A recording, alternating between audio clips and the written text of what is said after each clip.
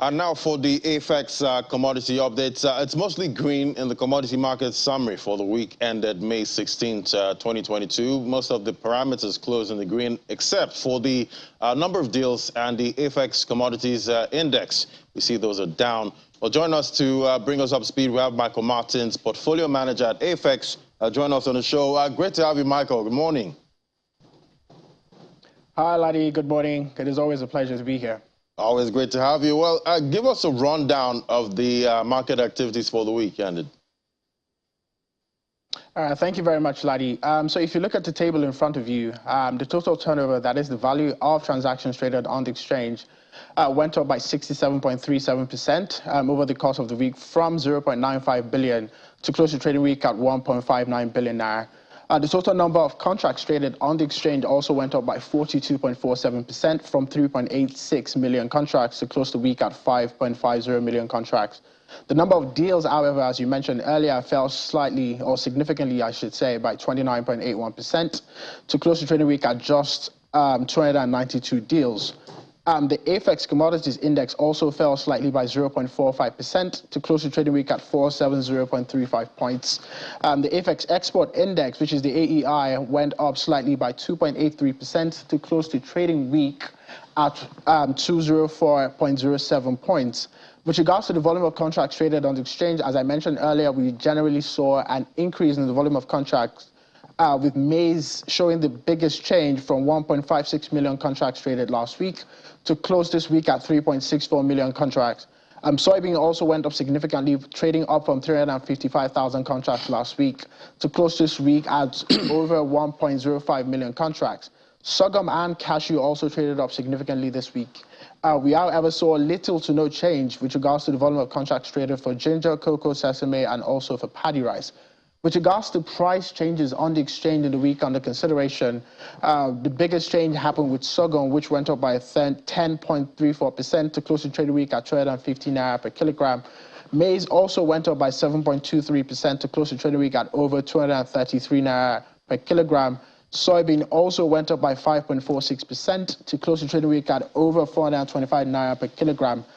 We, however, saw a significant decline with paddy rice, which fell by 9.81% to close the trading week at 228 naira per kilogram. Cashew nut also fell slightly by 2.87% to close the trading week at over 664 naira per kilogram. And last but certainly not least, cocoa fell slightly by 1.83% to close the trading week at over 1,221 naira per kilogram. And as we always mention, if you want to know more about the commodities market, you can always go to our website, which is www.africaandexchange.com. And if you want to get started trading commodities, which I expect you already are, you can go and download our app, which is available on iOS and also on Android. Well, Michael, thanks for that. Well, you actually expect, us to be trading commodities, because I remember in 2021, you told me that the commodities was the right market for me to go into. And yeah, you were right. We're seeing a lot of prices going up right now. And we're seeing that war in Ukraine actually propping up agricultural commodity prices. We're seeing India also blocking out wheat exports at this time. Tell me, what should Nigeria be doing, at this point to manage this situation? Because this is impacting a lot of African countries, North Africa and most of Africa. Ladi, thanks a lot for that question. And I think that the Russian-Ukraine crisis has been part of the conversation, in my opinion, for far too long.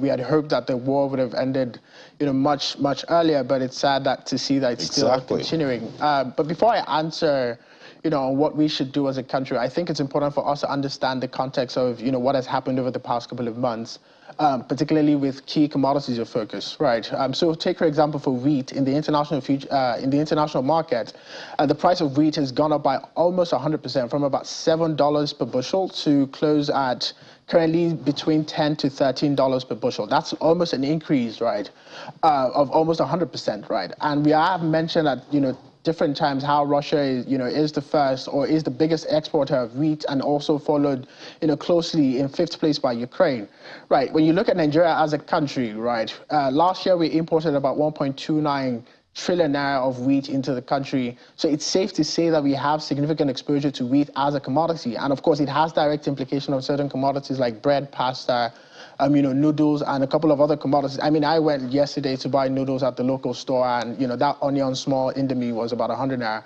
Wow. So it's safe to say I need to find an alternative, right. very soon if I want to keep eating. Secondly is also maize, and I think it's important to also mention maize, considering what has also happened with maize prices, particularly in the international market.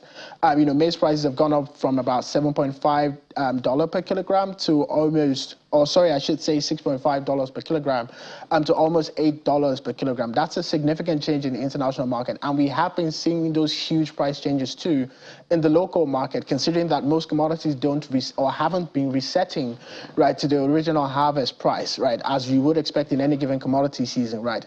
And of course, we know that maize has a significant impact on cereals generally. I mean, I don't take conflicts on any given day or golden mile, but Ladi, I'm pretty sure that you do. Don't tell anybody. Well, don't tell. We can also talk about soybeans. We can also talk about soybeans too, right, which is another major commodity of focus, which is also seeing a significant price increase, right. And this is both for the international market and also for the local market. And if you want to talk more generally, specifically, I should say, with regards to what is going on, what will happen over the course of the next commodity season, I think it's also important to mention what has happened with urea prices. So just to note, if you compare the urea price, right, in April 2020, right, with the price that we currently have today, the price of urea has gone up by more than a factor of 7, right? So urea, as of April of 2020, was about 50,000 naira per metric ton. Today, it's bordering on 350,000 naira per metric ton in the international market. In the local market today, we are seeing a price change of almost, 80 to 90%, and that's even, and that's even across board for all the other fertilizers. So it's safe to say that we will begin to see the significant impact of the Russia-Ukraine crisis on most of the commodities of focus, but also on the key inputs that we distribute to smallholder farmers, to help increase the productivity.